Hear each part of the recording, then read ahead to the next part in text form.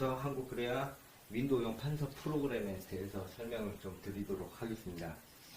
먼저 저희가 제공해드리는 판서 프로그램을 깔아보시면 이렇게 Teach Infinity 2라는 이 아이콘이 생길 거예요. 이 아이콘을 더블 클릭을 하시면은 Teach Infinity 2라는 프로그램이 실행이 될 겁니다. 그래서 먼저 그 프로그램을 실행을 시키면요, 이 화면부터 이렇게 나오게 되어 있는데, 이 보시는 화면이 이제 화이트보드 화면이라고 보시면 됩니다. 칠판 대용으로 쓰시는 이제 화이트보드 개념이라 생각하시면 되는데, 먼저 펜 메뉴에 대해서 설명해 드릴게요. 첫 번째 이렇게 펜 한번 눌러보시면 여러 가지 다양한 펜들이 나오게 되어 있습니다. 그래서 첫 번째 펜은 이렇게 색상이라든지 색상 팔레트를 통해서 원하시는 색상 이렇게 선택을 하셔서 쓰시는 일반 펜이고요. 그리고 펜 굵기를 이렇게 레버식으로 편리하게 이렇게 사용을 하실 수가 있습니다. 펜 굵기를 레버식으로 이렇게 조절을 하실 수가 있고, 그리고 점선이냐 실선이냐 쓰실 수 있는 일반 펜이 이렇게 구성이 되어 있고요. 두 번째는 이제 기능펜이라고 해서 제가 도형을 이렇게 좀 그려보도록 하겠습니다. 네, 이렇게 해서 자동으로 보정을 해주는 이제 기능펜이라고 보시면 되는데, 기능펜도 여기서 끝이 아니라 마우스 커서를 이렇게 선택을 하셔가지고 도형을 이렇게 개체 선택을 하시면 기본적으로 이동이 가능하고요. 그 다음에 꼭지점, 초록색 포인트로 이렇게 찍힌 데는 이렇게 눌러보시면 이렇게 변형이 다 가능합니다. 이런 식으로 변형이 다 가능한 구간이고, 개체의 모서리 쪽은 확대 축소고요.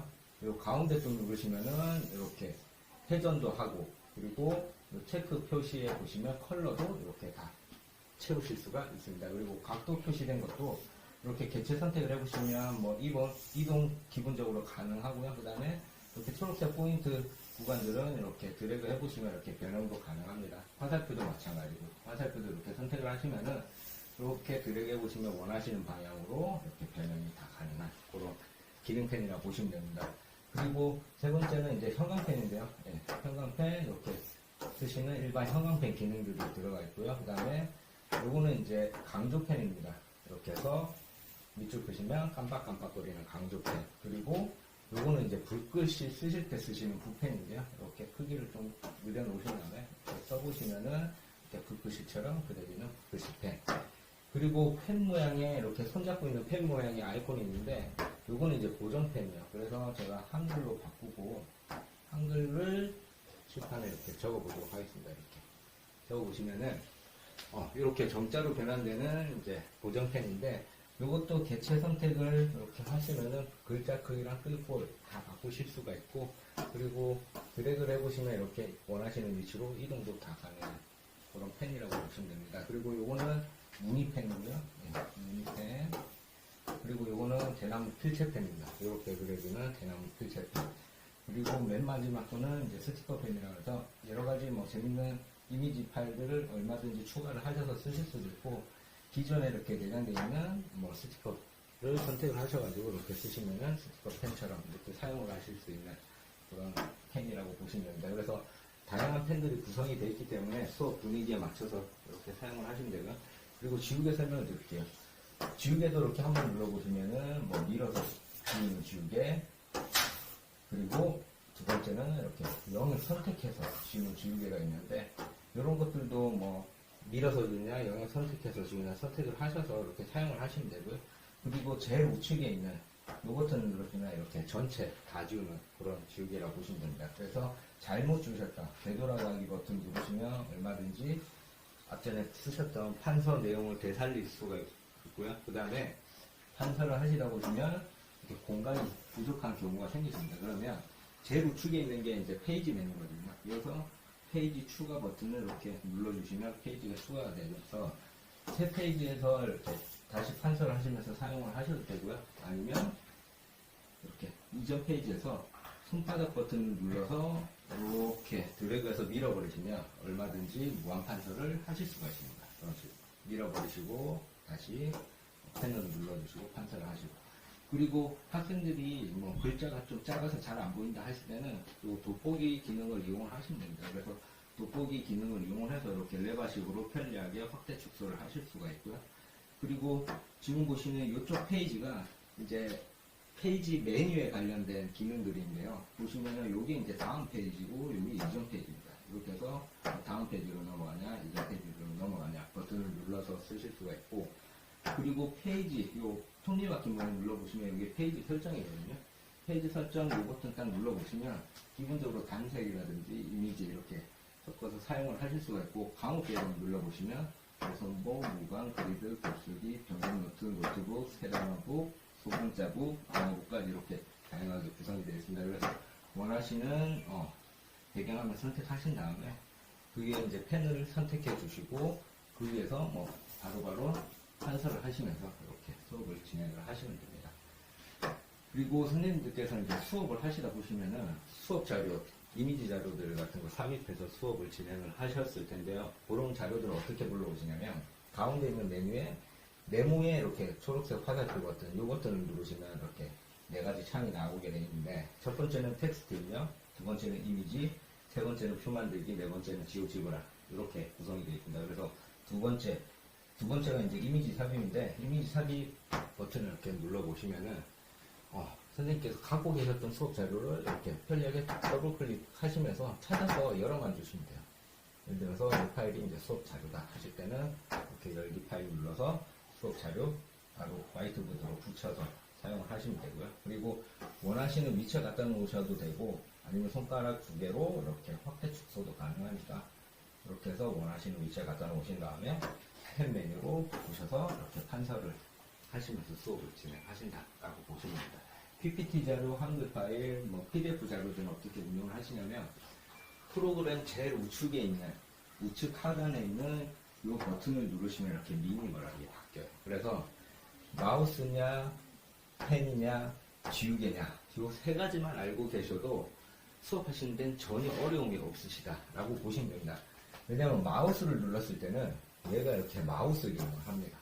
이렇게 선택을 해서 마우스 기능을 하고, 펜을 눌렀을 때는 당연히 판서 기능을 하고요. 지우개를 눌렀을 때는 이렇게 지우개 기능을 한다라고 보시면 돼요. 그래서 마우스, 펜, 지우개 이 세 가지만 알고 계시면 되고요. 그래서 더블 클릭해서 PPT 파일을 이렇게 열어보도록 하겠습니다. 이렇게 PPT 파일을 이렇게 먼저 열어주시고요. PPT 파일은 슬라이드 쇼를 진행을 하셔야 되기 때문에 슬라이드 쇼 진행을 이렇게 해보도록 하겠습니다.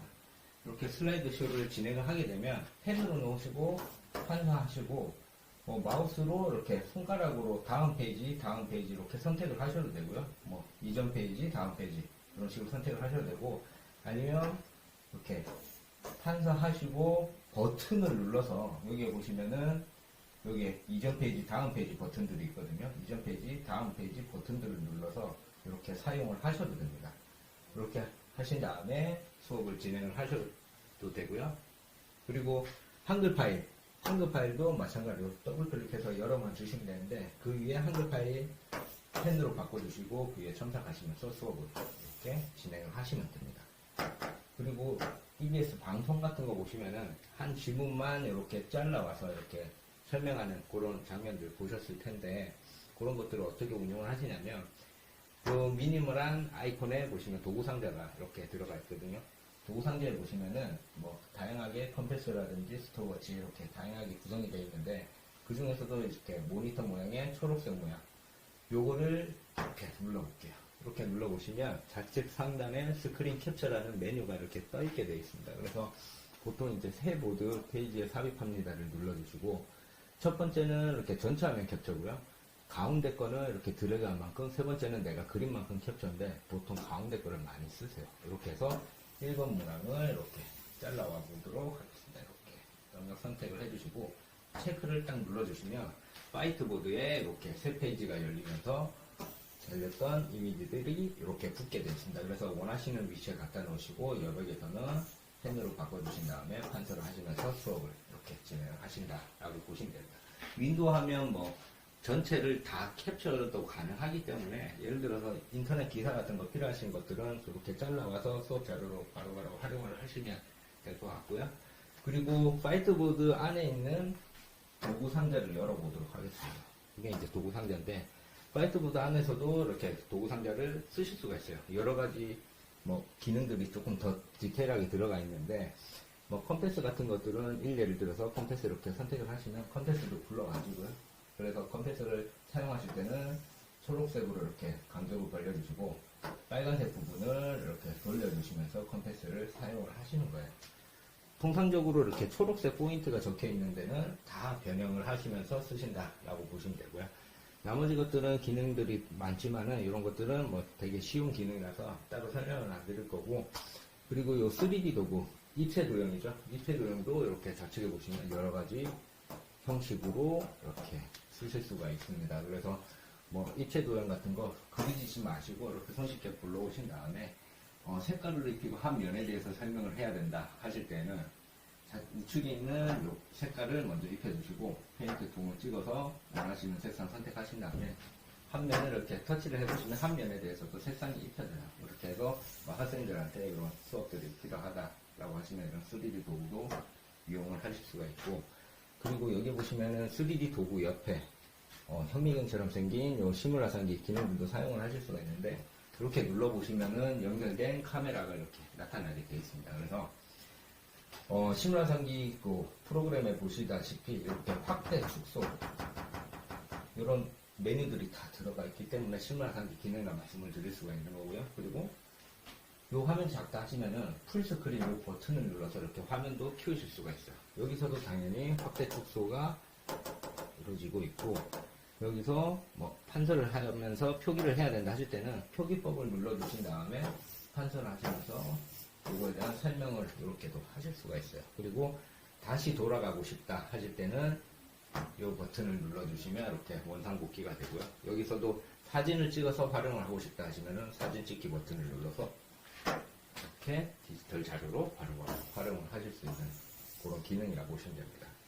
그리고 도구상계의 다른 기능을 살펴보자면 시뮬라상기 기능 옆에 있는 모니터에 동그란 초록색 점 찍힌 거, 요 버튼 딱 눌러보시면 요게 이제 레코딩 할 수 있는 그런 기능이라고 보시면 되는데, 수업 강의 녹화 진행하실 때 쓰시는 기능이라고 보시면 돼요. 그래서 선생님께서 뭐 웹카메라를 설치한 게 있으시다 하시면은 이렇게 카메라 선택 버튼만 눌러주신 다음에 카메라 버튼 눌러보시면 연결된 카메라 화면이 나오고요. 실질적으로 선생님께서 수업하는 장면 같이 담고 싶다 하시면은 웹카메라에 삼각대 설치를 하셔가지고 앵글 잡아서 비춰서 쓰신다 보시면 돼요. 그 다음에 두 번째로 해주실 게 녹화 영역을 지정을 해주셔야 되는데, 여기 풀스크린 버튼 이렇게 전체 눌러보시면 이렇게 전체 화면이 실선으로 이렇게 영역 체크가 되게 되어 있고요. 이렇게 되면 수업 강의 녹화를 하는 준비가 다 끝났다고 보시면 됩니다. 이 상태에서 레코딩 버튼 이렇게 눌러보시면 이렇게 카운팅이 들어가고요. 예, 보시는 화면 그대로 지금 녹화가 들어간다고 보시면 돼요. 지금 보셨던 화면 그대로 다 녹화가 들어가고, 윈도우 바탕화면까지도 다 녹화가 들어간다고 보시면 됩니다. 그래서 여기 보시면은 이렇게 조그맣게 이렇게 숨어가 있는데, 여기 보시다시피 카운팅이 들어가고 있고요. 수업 자료를 다 만들었다, 동영상 녹화를 다 만들었다 하시면은 그 정지 버튼 누르시면 이렇게 자동으로 저장이 들어갑니다. 그러면서 프리뷰 화면이 이렇게 나오게 되어 있고요. 이 파일들은 기본적으로 어디에 저장이 되어 있냐면요, 밖으로 나가서 제가 보여드리도록 하겠습니다. 컴퓨터에 있는 폴더를 열어보시면,